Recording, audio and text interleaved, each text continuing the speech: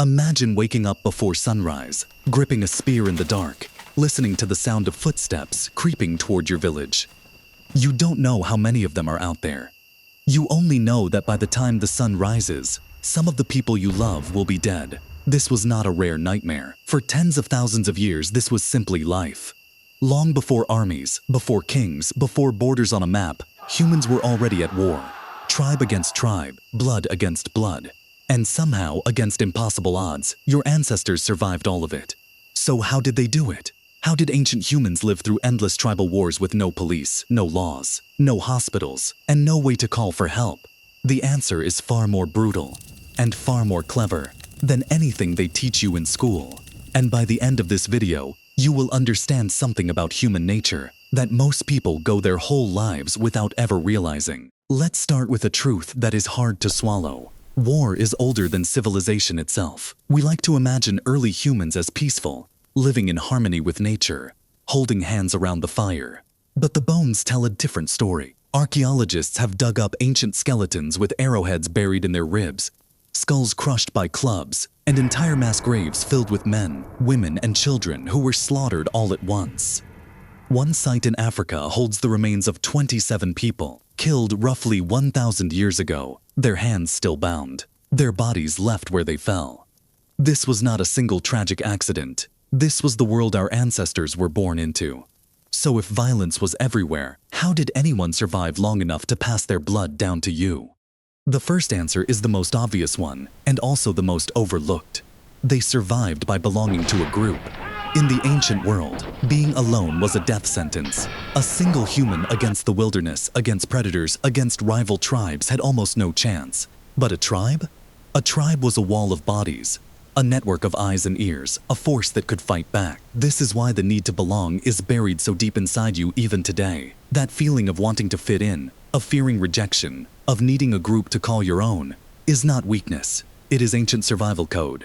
For our ancestors, being cast out of the tribe was the same as being sentenced to death. The ones who stayed loyal, who protected each other, who refused to abandon their people, those were the ones who lived. And you carry their instincts in your blood right now. But loyalty alone was not enough, because the tribes they were fighting were just as loyal, just as desperate, just as willing to kill. So humans needed something more. And here is where it gets fascinating. Ancient humans became masters of something we now call alliance. They figured out, thousands of years before any general wrote it down, that the tribe with more friends usually wins. A small group surrounded by enemies would not last a season, so they made deals, they traded goods, they shared hunting grounds, and most importantly, they married into other tribes. This is one of the oldest survival strategies on Earth. When a woman from one tribe married a man from another, those two groups were suddenly bound by blood. You do not raid the village where your sister lives. You do not kill the cousins of your own children. Marriage was not just about love. It was a peace treaty written in human relationships, and it kept entire networks of tribes from wiping each other out. The humans who built alliances survived. The ones who stood alone were swallowed. Now pause for a second, because this raises a chilling question. If alliances kept the peace, then why was there still so much war? And the answer reveals the dark engine that drove ancient human conflict. The truth is, most tribal wars were not fought over hatred. They were fought over resources, water, food, hunting grounds, land. When a drought struck and the rivers dried up, two tribes might suddenly need the exact same patch of earth to survive. And when survival is on the line, talking stops and weapons come out. This is the brutal logic that shaped our ancestors. A tribe that was too gentle, too willing to share when food was scarce, would watch its own children starve. A tribe that was willing to fight, to raid, to take what it needed, would live to see another generation. Over thousands of years, this carved something deep into the human mind. We are capable of incredible kindness toward our own group and shocking violence toward outsiders.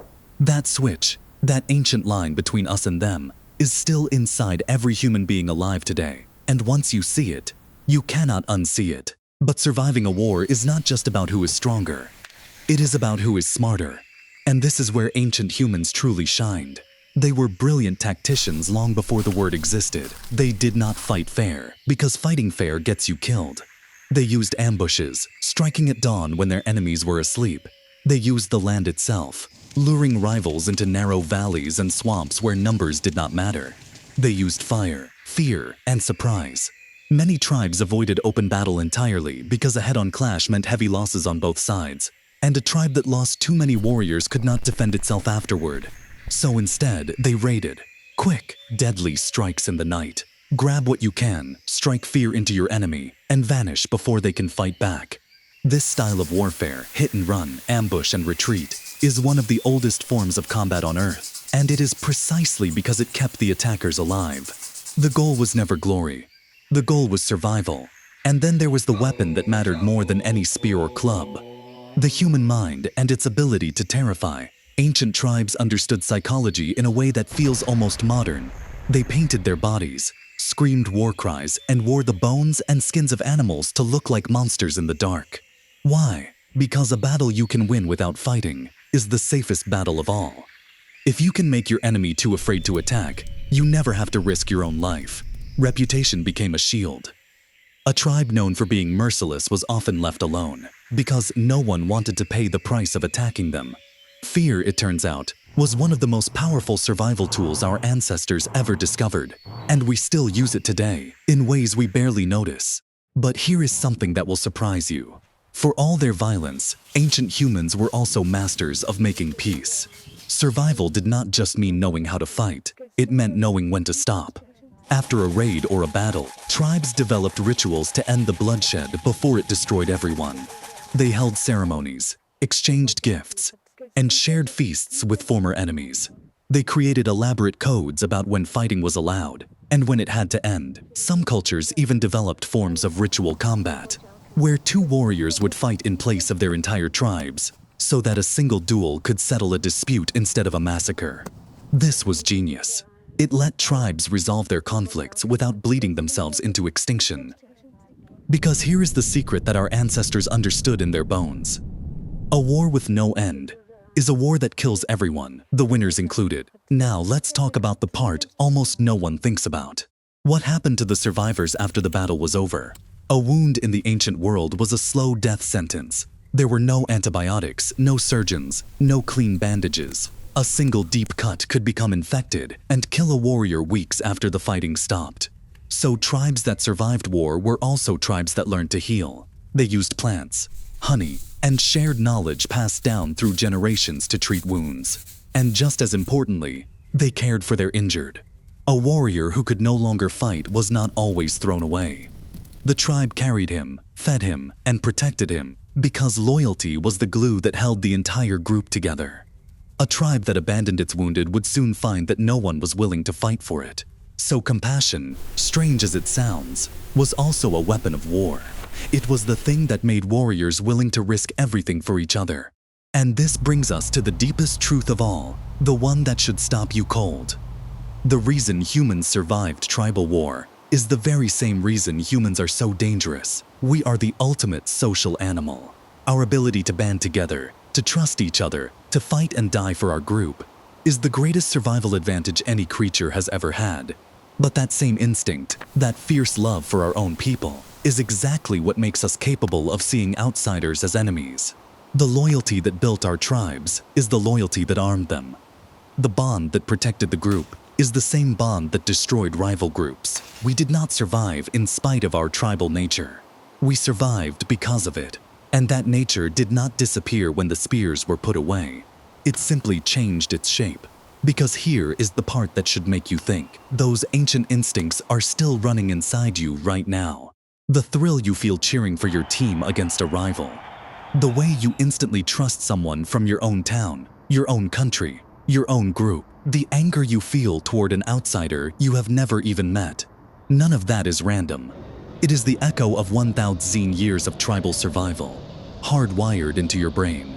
We are not as far from those ancient warriors as we like to believe. We just fight with different weapons now. Words instead of spears, borders instead of hunting grounds, flags instead of war paint. But the ancient machinery, us against them, is still turning quietly underneath it all. So the next time you feel that powerful pull toward your group, that fierce loyalty, that instant suspicion of the outsider, remember where it comes from. It kept your ancestors alive through tens of thousands of years of war. Every one of them survived long enough to pass that fire down to you. Not a single link in that chain was ever broken. You are the descendant of the ones who fought, who allied, who outsmarted, and who refused to die. Their war is the reason you are breathing right now. The truth is, ancient humans did not survive tribal war by being peaceful, and they did not survive by being savage. They survived by being both, loyal to their own, ruthless to their enemies, and clever enough to know when to fight and when to make peace. That balance, that razor-thin line, is the reason our species is still here. And it is still inside every single one of us. So here is my question for you. If you were dropped into that ancient world tomorrow, with your tribe on one side and an enemy creeping through the dark, do you think you would have what it takes to survive? Be honest with yourself. Then remember this, every person who came before you already did. Tell me in the comments what surprised you the most. And if this changed the way you see human nature, you already know what to do.